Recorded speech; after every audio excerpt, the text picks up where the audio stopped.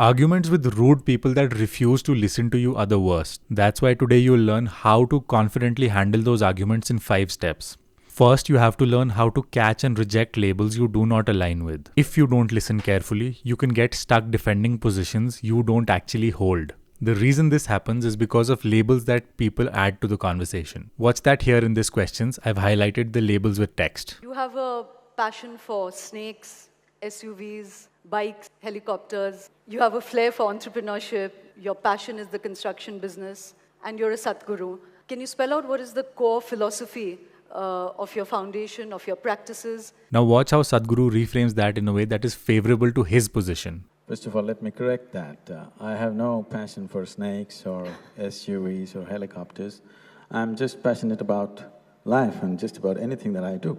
The goal of this video is not about the ideas. The goal here is to tell you how these ideas are expressed, because some of the persuasion tactics you see later in the video are incredibly powerful and they can unfortunately also be used to manipulate people. For now, the simplest way to avoid these labels is this. First of all, I think before starting any discussion, one should always decide on the meaning of words.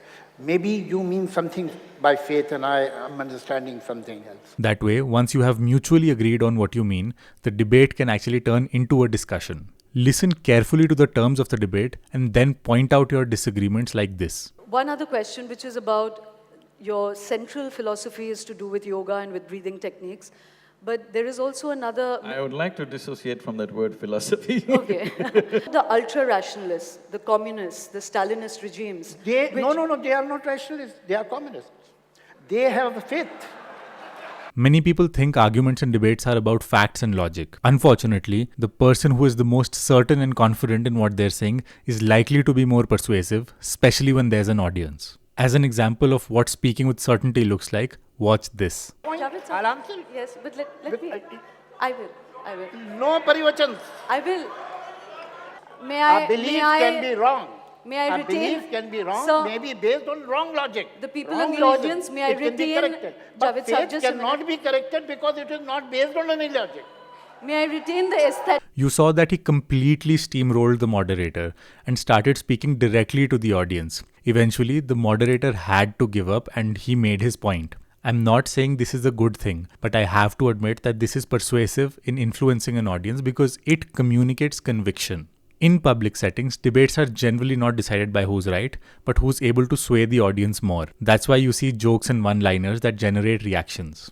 He was telling me that some guru told him not to use his mind. I do not know which guru said this.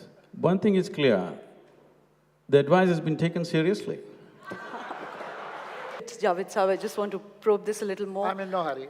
Take your time. I'll finish it.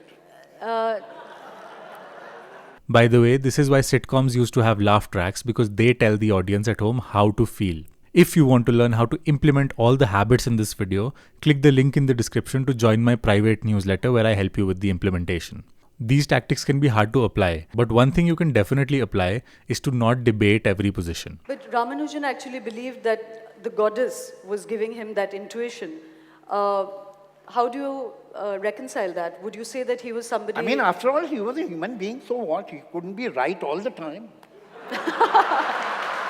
When we get stuck in debate mode, we decide to debate every point. Often you will find that it is useful to let some things go because they are simply not relevant. Sometimes it's actually useful to concede on certain points and agree with the opposing side. What is the problem? That as long as you have curiosity, as long as he said very rightly, and I totally agree with him, that you should be humble enough to accept that there are many things that you don't know. That way you can invite them to agree with you later on because you're showing that you're arguing in good faith. On this point, I'm on his side. If a film star is successful and is having a wonderful time, you don't resent.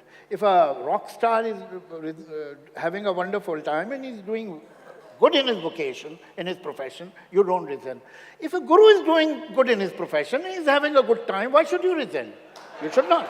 But when it comes to influencing or persuading someone, you need to create cognitive ease. Cognitive ease means making your ideas absurdly simple to understand.